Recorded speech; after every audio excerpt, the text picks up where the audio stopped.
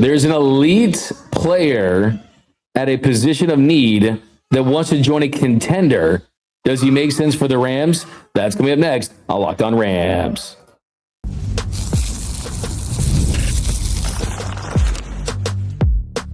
You are Locked On Rams, your daily Los Angeles Rams podcast. Part of the Locked On Podcast Network, your team every day. What is up, Ramley, and welcome to another episode of Locked On Rams, your daily podcast covering your Los Angeles Rams. Free and available wherever you get your podcast. Locked On Rams, part of Locked On Podcast Network, your team every day.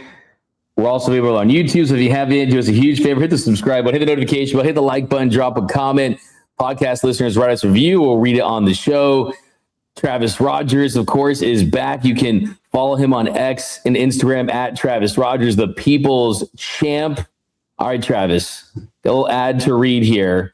I know we're getting to the show quicker these days, so I'm still smoothing out my process on that, clearly. But today's episode is brought to you by FanDuel. FanDuel is giving you a way to turn that energy into even bigger potential wins with a college basketball parlay profit boost. Head to FanDuel.com to get started. All right, Travis, talking about it before the show, we can relate this to the Rams because there is an In-N-Out pretty close to SoFi Stadium. The players love it. What is your In-N-Out order, Mr. Travis Rogers? Oh, the standing Travis In-N-Out order is a double animal style with chopped chilies, a regular fry, light meat or medium well, and pink lemonade. That's the thing we go to. I wouldn't, if I called my wife and just said, "Hey, on your way home, can you swing through In-N-Out?" She wouldn't even ask me what I want. That's what it is every time. I like that. I think for me, wait, so you a chopped chilies guy? Yeah, I am. Yeah. No, the chopped chili is a game changer. To me, if you go a 4x4 with chopped chilies, tomato, or here's my alternates: 4x4 lettuce, tomato, raw onion, couple patties for the dogs. Okay. And then the big kicker is you got to get the shake, man. Like if you do the shake, then you're doing it. But and animal style fries. So I can't do all. It's animal style fries or bust. It's animal style fries or bust. I like the animal style fries, but if I'm doing a double and the shake, then something's got to give. Or I can do the fries and not the shake, or just the shake. There's kind of a sliding scale. But if I'm just ripping through there, double animal style chopped chilies, fries, medium, and of course, pink lemonade. That pink lemonade is just different. It's that, I don't know what it is, but it's like incredibly addictive. Goes pretty hard. I still rock with the Diet Coke, so that's how I justify it. It cancels out all the food I've eaten just because I drink the Diet Coke. Here's my toxic In-N-Out trait. My toxic In-N-Out trait is I get a cheeseburger for my daughter knowing that she's not going to eat it. Like I know that that's going to me, right? So that's my toxic trait. I'm like, okay, you got to eat it. I know she just can eat the fries, but I crush that. So that's kind of like how it gets down. So yeah, you know what? By the way, it is. You know what? I should not be talking about In-N-Out being in Florida, by the way, because there's not access to it here. So probably the wrong thing to do. That's probably the first thing we do when we get back to LA. But Travis, we're going to get into it, and we're going to talk about that really quickly, that Kevin Demoff is in favor of the Browns want to push for, which allows you to trade picks beyond 3 years ahead of time. And I think if there's one team that can benefit from that, I mean, there's going to be several teams, obviously, more flexibility with your picks, is Los Angeles Rams. And it got me thinking, could this lead to getting a more high-profile quarterback in the future? Could this lead to them not wanting to draft a quarterback, knowing that, hey, we have some draft capital that we could use for a potential successor for Matthew Stafford? Yeah, I think that certainly if you were able to bundle up a bunch of picks, you could certainly put together a package to maybe for somebody that doesn't need a quarterback in a particular year, where you are quarterback, thirsty in one particular year, and you can swap and get it done. I like the idea of anything that generates more transactions in the league. Trades are fun. Trades are super interesting. Trades drive interest, especially for you and me doing what we do here on Locked On Rams. Trade stuff just spikes the numbers like crazy. So fans love trades. We understand that. Here's the problem. I don't want it to turn into some whack NBA situation where you're trade swapping and future picks and this, that, and this is protected by that. Like the NBA has gone so far the other direction. Like I don't even know who's got whose picks anymore. It's like, well, they got 46 first round picks from this team, but they're all top 10 protected except for every other year where you do a pick swap and then you turn around and do 10 jumping jacks. Like I don't even know what it is anymore. And I think that baseball, that you can't trade picks at all, is kind of interesting because it's player for player, it's cash for player. Like it's pretty easy to keep track of it, and we get lots of interest in the baseball trade deadline. But I agree with Kevin Demoff that anything that creates more player movement and more fan engagement, I think is a really good idea. Wait, Travis, are you kidding me? You're totally wrong on that. You know you can trade picks for Major League Baseball. Just ask Colin Cowherd.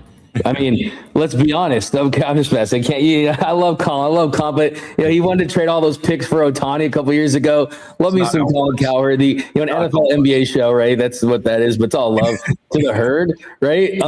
But I think for me, what I was thinking was this, Travis, is it's like the average lifespan of an NFL GM is 2.5 years. Mm-hmm. The coach 3 years. There's going to be a lot of, hey, I'm going to try to desperately win now to get an extension, to get some job security. And if it doesn't work, who cares? Next guy's going to deal with it.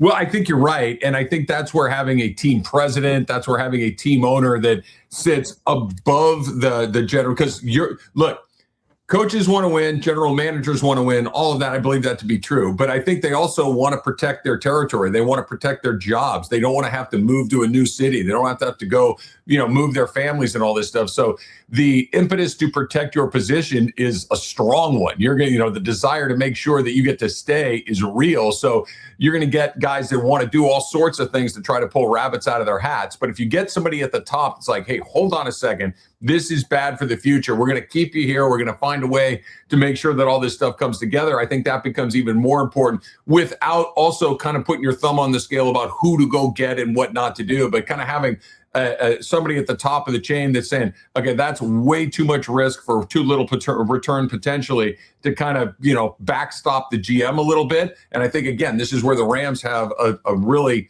distinct advantage in that they've got a lot of people that are very smart at what they do. And the Rams will be very aggressive when they need to be. I think we're seeing it right now as far as going to get McDuffie and going to get Watson and these sorts of things. But they're also kind of have the eye of let's be a little more strategic long term. It's very hard to do both of those. And I think the Rams have done a really good job of that. And even if you took the guardrails off of what they could trade, I don't think they'd go crazy very often. And when they did, I think it would be really interesting because they're pretty good at determining when the time to get very aggressive is. Exactly. And I think that we talked about that for the last couple of weeks is everyone's coming out of the woodworks with the FM pick era is back, right? And I've been saying, yeah, it's because of the yes, them picks era. I think that's better than it really is. For some reason, I think that's hot, calling it the yes, them picks era. It's not that hot. D-Mac, relax. Like, it's all right. It's not like I need to chill on that.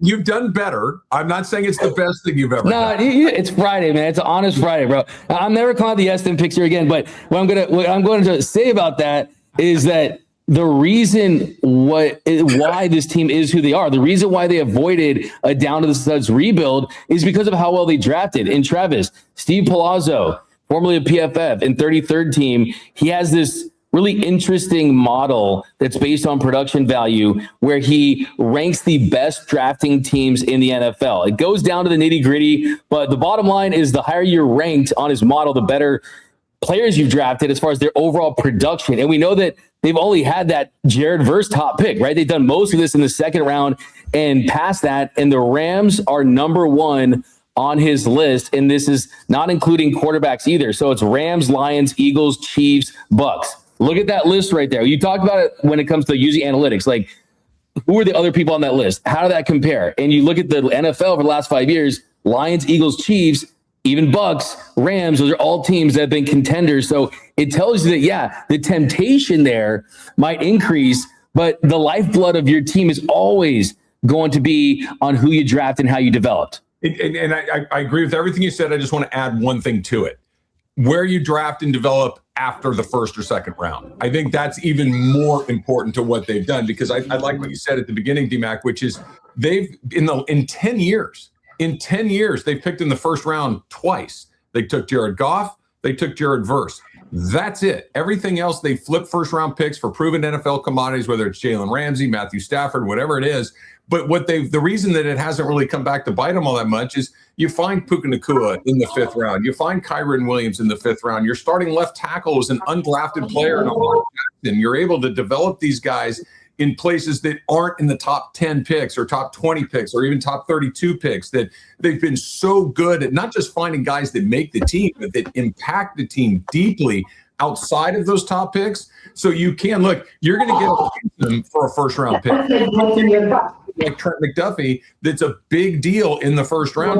I don't guarantee that the next guy coming in the first round is actually going to be as good as anybody else. So I love the way that they've drafted. I don't mind if they pick in the first round, but if you can hit in the 3rd to the end of the draft, you're going to clean up. And that's exactly what the Rams.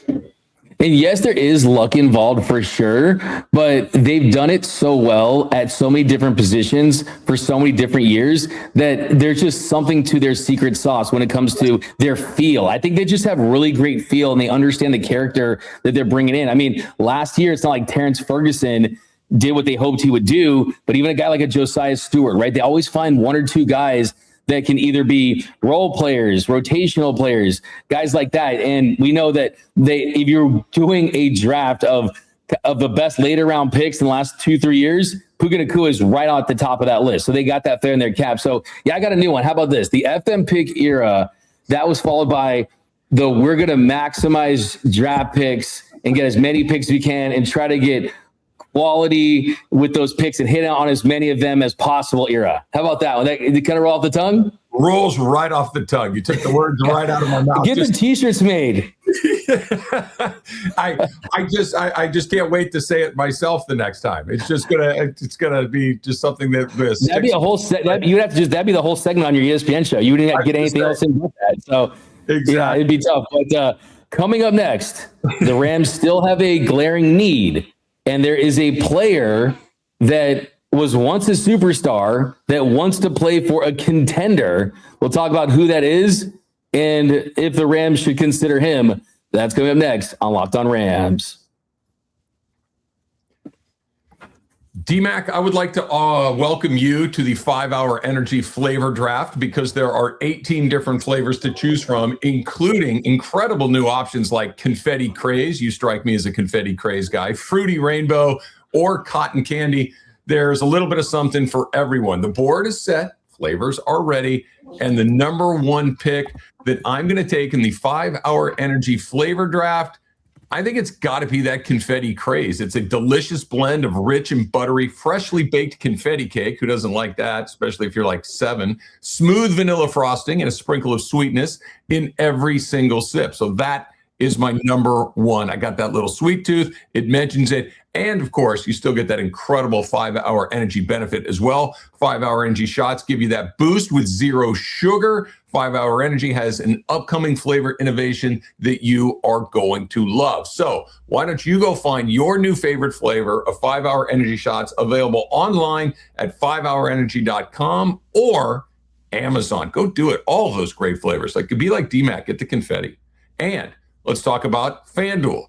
College basketball, non-stop, really, especially right now, right? Big games, tight spreads, momentum swings every single night, wild upsets. What up, North Carolina? Early tip-offs, late night West Coast shootouts. There's always action on the board. And right now, FanDuel is giving you a way to turn that energy into even bigger potential wins with a college basketball parlay profit boost. You can build any college hoop parlay that you want. You can use those rivalry games, ranked matchups, whatever you feel in the moment. You can mix spreads, totals, player props to see how you say the game's playing out. Then you apply that profit boost and boom, just like that, you instantly bump up the potential payout. Go big. Go safe. Ride with the team you've been riding all season long. It is your parlay. It is your style. And now with more upside behind it, head on over to FanDuel.com to get started. That's FanDuel.com. FanDuel, play your game. Man, that was impressive, Travis. I actually did have the confetti as my top choice. We got a new Oz Perlman on our hands, the mentalist Travis Rogers, man. I'm going to switch my style up, man. I feel exposed here. I feel seen, man. But I want to give a shout out, by the way, to those everyday listeners out there watching, listening to every single episode. Do us a huge favor. If you have not yet, join the Everydayer Club. You get access to ad-free audio. You get a members-only Discord. You get exclusive merch, exclusive content, and most importantly, you can pay for our in and out. So definitely do us a huge favor. Join the Everydayer Club today. Go to lockedonrams.supercast.com to get started. All right, Travis, here in our second segment. It's Friday. Every time it's a Friday, I feel like we have this like loose, wild player segment. Last week it was AJ Brown. This week, Tyreek Hill and his agent made some comments, and Tyreek Hill said he wants to play for a contender. Now, if you look at the contract situation, he signed an extension that was worth $90 million. The final year had a cap hit almost $52 million. He was cut in February. The Dolphins are going to save like $23 million in that ballpark. A team would want to restructure his deal. And kind of the way I look at it is, if you were considering AJ Brown, would you consider Tyreek Hill? If you're considering more of a veteran receiver with high upside, I mean, if Tyreek Hill was extremely cheap or whatever it may be, or you could find a way to make it make sense, man, like the potential certainly is there to get someone that has now eliminated like half the league, right? So I think that's why it makes it interesting, is if he's saying what's played for a contender, that eliminates a big chunk of the league. And are we talking about just playoff contenders or Super Bowl contenders? Because there's a big difference there. And the Rams are one of those very few teams that can enter the season saying, no, we are bona fide, legit, slam dunk Super Bowl contenders. Yeah, I think that the price is the thing that is the most interesting to me. What is it going to cost to bring him in? What is it going to cost you to try to, have him be a part of your football team? If it's easy to do, then by all means, I think that, or at least moderately easy to do. But if you got to put yourself in a position where there's some exposure, whether it's with cap, whether it's with picks, whatever it is, then I don't really want to do it. I think that the wide receiver room is a really interesting place for the Rams are right now. AJ Brown, I think, is a different category in and of himself because he's still relatively young and he's one of the best in the business. And you just feel like you give him Matthew Stafford, they're going to go crazy. Hill's a different case, right? I don't know how much Tyreek Hill has left. I don't know if what makes him Tyreek Hill is still in there with his speed and everything else. If it is, totally different game, totally different question along the way. But I love Puka. I love Devontae. We'll see what they do with 13. I know you and I have been talking about Mekhi Lemon a lot. I don't know if he'll be around at that point and whether or not you can get him. I think that they have some candidates on the roster, whether it's Mumfield, whether it's somebody else that falls into that third category. We'll see whether they have their eyes on some other late round wide receiver that they feel would fit their schematic perfectly. I don't know. But if it's one of these, hey, it really doesn't cost us a whole lot to do this, it doesn't put us in any financial straits to do this, then yeah, sure, why not? Tyreek Hill and the speed that he brings. But think about like the burner guys that the Rams have had, whether that was Deshaun Jackson, whether that was Tutu Atwell. We just really have not seen them unlock that sort of wide receiver in a really meaningful way. Doesn't mean that they can't, but usually those bigger, more powerful guys that they have their eyes on are the guys that seem to really thrive in this system. Yeah, and his agent, Drew Rosenhaus, he said he had a really tough injury. This wasn't your run-of-the-mill ACL. It was a multiple ligament injury, and he is absolutely on track to start the regular season. So I think the interesting thing here for me is we've talked about thought exercises this offseason. I think you can use some of these to get into the deeper picture of the direction that the Rams are going to go to. And I look at a guy like Davante Adams, right? And what happened before they wanted Davante Adams? They were interested in Mike Evans. They were interested in Aromo Dunze. The Rams don't really get their cards shown that often, but when they ultimately do, we see the end game in sight, and we know that what's not an option for the Rams is Konate Mumfield and Jordan Whittington, right? We know that not an option is potentially now a drafted receiver because they're like, we want veteran, and now we're going to talk ourselves into a receiver, whether if it's not a Mekhi Lemon, is it a Jordan Tyson or someone like that, kind of some guy that falls to them, or are they thinking we're going to trade that pick for multiple picks, we're going to go offensive line, if a quarterback's available. Like, so the last thing you want to do is when it becomes obvious that the Rams are going to do from a draft standpoint, I kind of immediately try to 180 on it. And then if it goes to the point of where they're going for that veteran, we'll see who's available. By the way, a quick aside here, more famous agent Drew Rosenhaus or Scott Boras?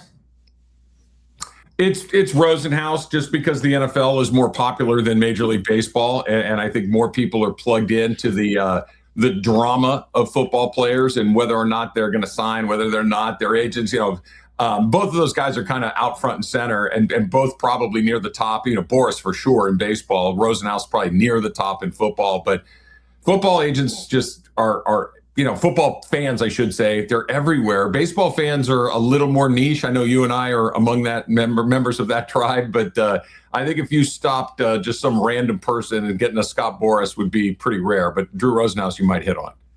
I've actually never talked to Drew Rosenhaus.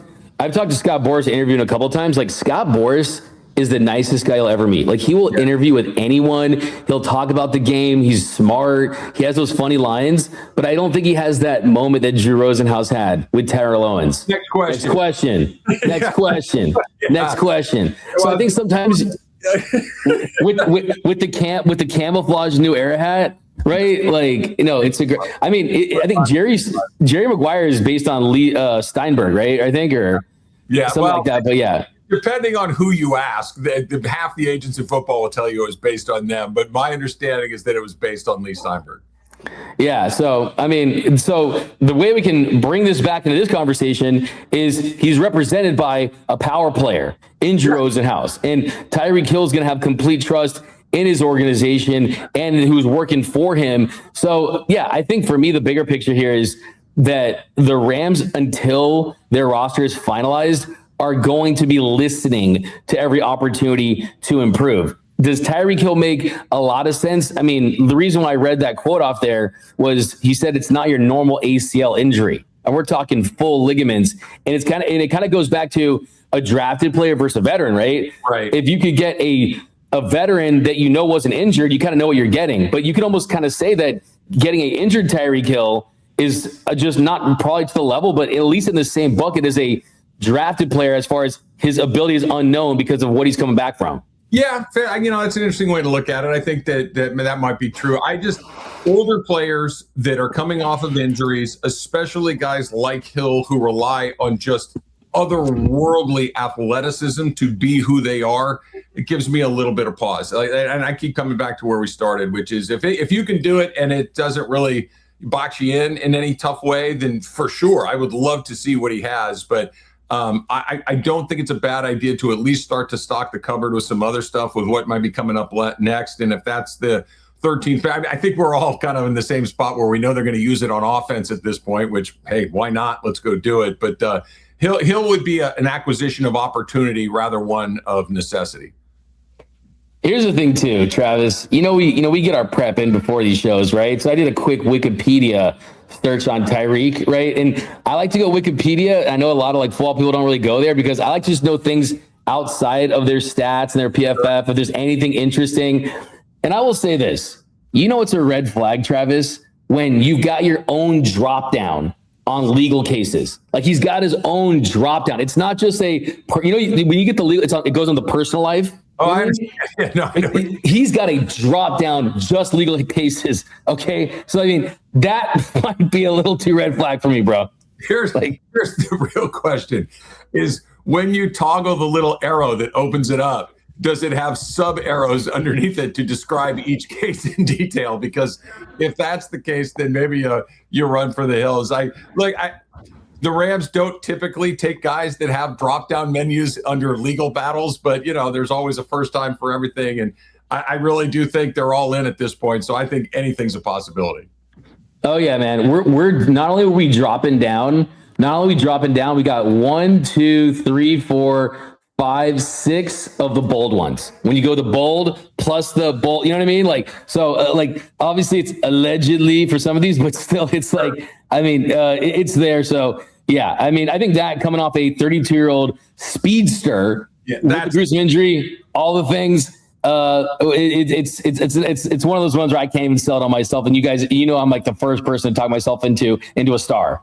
Yeah, if this were somebody like Mike Evans, I think it's a little different. But because it's Tyreek Hill, who's, that's the speed is what makes Hill, and we just don't know if that speed is going to be there. Like I said, if it's on the discount rack, sure. But if they're asking for something next to full retail prices, Adios. Exactly. All right, coming up next, guys. Where the Rams land in the first power rankings after the first wave of free agency heading into the draft, some players that could still be available, and what about K-Dot's big weekend in Australia? That's coming up next on Locked On Rams.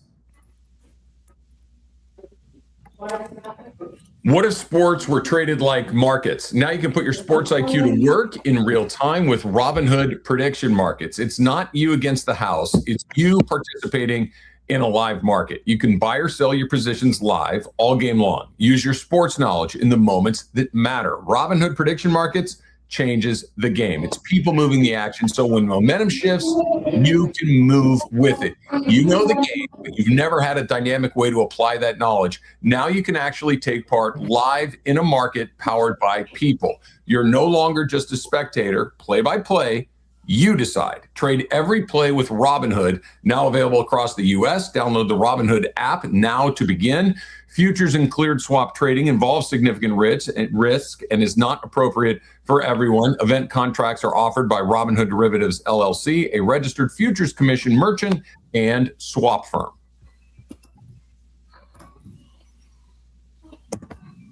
And welcome back to Locked On Rams. Thank you for making Locked On Rams your first listen every single weekday. Free and available wherever you get your podcast. Locked On Rams, part of Locked On Podcast Network, your team every day. All right, Travis, check it out. Look at K-Dot and what he caught in Australia. Holy smoke. That is Kevin Dotson. Wow. He said it was the biggest. He said in an interview with ESPN, I caught the biggest shark in my life. This is the biggest fish I've caught. My personal record. So, like, you know how much love we both have for this dude. Like, he's my spirit player on this team. Like, this dude, I mean, I guess the fans will never see. We committed to getting the Rams colored haircuts if we won, like Kevin Dotson. Let us do it again this year. Let us do it again this year if it happens. But, I mean, what's the biggest fish you ever caught? Are you a big fisher, dude? Well, let me think of all the fish that I've caught. That would be zero. So I have the biggest fish I've ever caught would be maybe at the school carnival when I was in third grade and got one of those goldfish when you threw the ping pong ball into the little glass cup. I've been fishing a few times with my friends, but I've not really my thing. But I like going on the boat and having a few beers. That's fun. That's funny. Like my family, like most of my dad's family lives in the OC. They like Dana Point, they have a boat, they go fishing like crazy, like it's insanity. Like, and I'm viewed as like this like city slicker guy that hates the water and stuff. And like, they're always like, D-Mac, like they took me surfing once, right? Yeah. And I this is how it ended. Them taking that cord that goes around your foot around my neck. Cause I was on the shallow thing with that thing around my neck, almost like choked to death. And I always tell them like, dude, the reason why I can't surf, bro, there's no TVs in the water. You know, like I need a game on. So like that's the thing, bro. So like that's so funny. I thought you'd be like I call like a 50-foot marlin. So I get that surprised me. Like for once that you that surprised me a little bit. I'm glad I could keep you guessing. That's good. I like to keep people figuring. I am not as a general rule. I'm not much of an outdoorsman. There's a couple of exceptions. Like I love to hike. I like to be out and about, like in the woods on the trails. I do like that. But as far as like, I don't mess around with water too much. Like the ocean scares the out of me. And I'm not much. No, I'll tell you, Travis, I'm that guy who when they take me to the pier and we do it, that little weight I think is a fish. And I make them up, and then it tangles with all the people around me. I'm just like, oh my bad, dude. And like someone's like, yeah. And I'm like, dude, like guys, like just please, like I'm like hurting people's enjoyment here. So like I don't even like to do it. Like I feel bad, you know what I mean? So, but yeah, no, it's crazy. They need to put like I need like a camera on the bait. You know what I'm saying? Like once it, the fish.